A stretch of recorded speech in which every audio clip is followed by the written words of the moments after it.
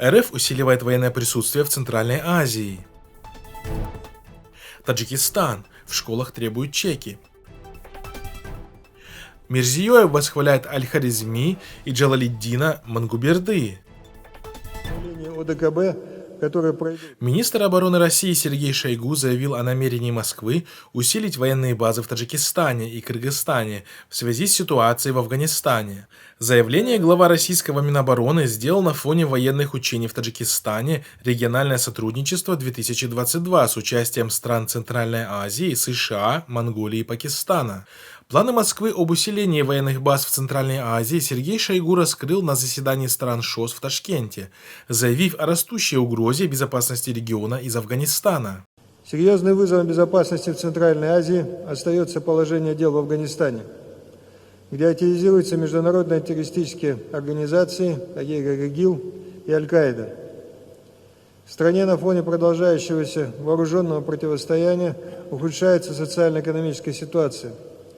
Насаждается идеология религиозного радикализма, процветает наркотрафик и трансграничная преступность.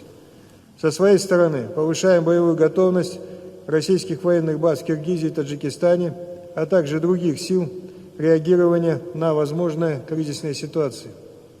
Наблюдатели отмечают, что данное заявление связано в первую очередь с ослаблением российского военного политического влияния в регионе Центральной Азии на фоне провала вторжения в Украине, а не с какой-либо реальной угрозой. Если бы существовала высокая угроза проникновения с территории Афганистана, то РФ не перебрасывала бы часть своего дислоцированного в Таджикистане контингента на войну в Украину.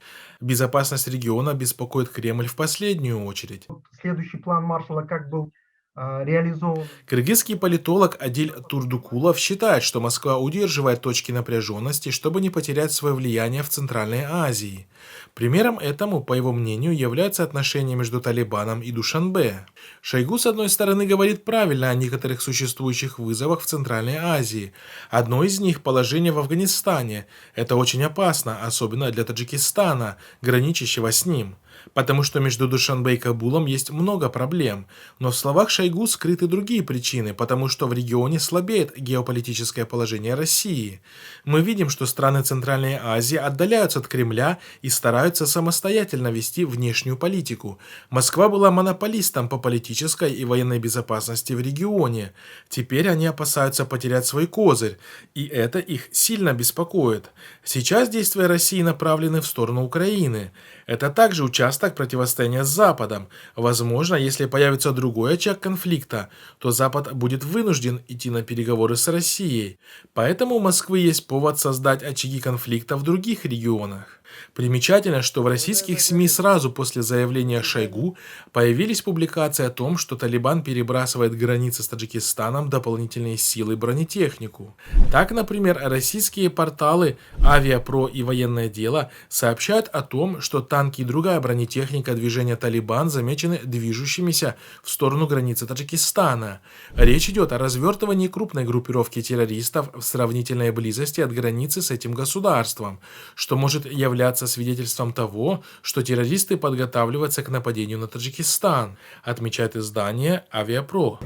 И Таджикистан никогда не останется один на один со своей бедой. Жительница Куляба Фируза Абдуллоева обратилась в администрацию местной швейной фабрики «Кооператор» со странной просьбой дать ей чек о якобы купленной у них школьной форме. По словам женщины, в школе, где обучается ее ребенок, настаивают на покупке школьной формы производства местной фабрики, что нужно подтвердить, принеся чеки на покупку, иначе не примут документы ребенка. Возможности у меня ограничены, только что занимала денег у знакомых. Если я буду покупать у швейной фабрики, только одна юбка стоит 160-170 самани. Таких денег у меня нет, говорит она. Швейная фабрика женщине в просьбе отказала, поскольку она приобрела школьную форму для двух своих детей на рынке, сообщает Азади. С момента принятия закона о единой школьной форме в 2007 году родители таджикских школьников каждый раз сталкиваются с финансовыми трудностями в начале учебного года. Раньше, если можно было покупать школьную форму определенного стандарта на рынках, то сейчас, вот уже более 10 лет, администрация школ требует приобретать форму у определенных отечественных производителей. Житель столицы на условиях анонимности рассказал редакции Хабархо, что в Душанбе все подобные швейные предприятия так или иначе связаны с чиновниками. Некоторые из них напрямую принадлежат сыновьям, племянникам или иным родственникам чиновников, а некоторые просто договорились отдавать определенную часть с прибыли – откат. Качество пошива и материала не соответствует цене одежды, в то время как на рынках страны за эту же цену можно приобрести школьную форму гораздо лучшего качества.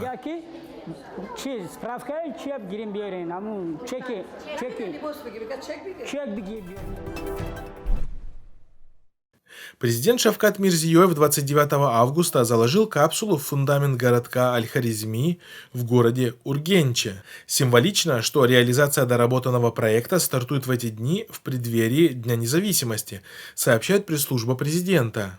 Городок построят рядом с международным аэропортом Ургенча. На площади более 130 гектаров. В центре установят памятник великому ученому XIX века. В городке откроют новый университет имени Аль-Хорезми. При нем будет действовать специализированная школа для одаренных детей. Al-Xorazmiy bobomizning buyukligini mana shu matematika faniga, aniq fanlarga shunday kashfiyot etganlari kerak bo'lsa bugungi informatsion texnologiyalarda zaminida ham bobomizni kashfiyot yotibdi. Muhammad Al-Xorazmiy bobomizni shaharchasini tashkil qilamiz. Ранее в тот же день президент принял участие в торжественной церемонии открытия в Ургенче мемориального комплекса, посвященного полководцу и государственному деятелю Джалалиддину Мангубердии. Здесь установлена статуя всадника на коне высотой 25 метров. Перед ней стоит копия камня эпитафии Мангуберды весом 32 килограмма и высотой 30 сантиметров. На камне высечены аяты из Корана и родословная воителя.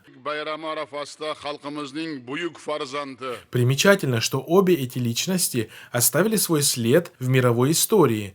Аль-Хорезми как великий ученый-мусульман, математик, астроном, географ и историк.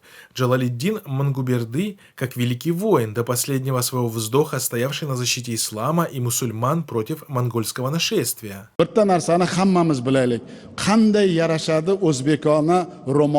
Напомним, что режим Мирзиёева продолжает большую часть политики своего предшественника Ислама Каримова по ограничению ислама в стране.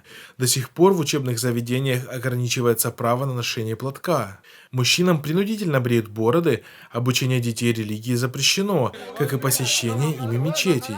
Религиозные активисты преследуются по закону.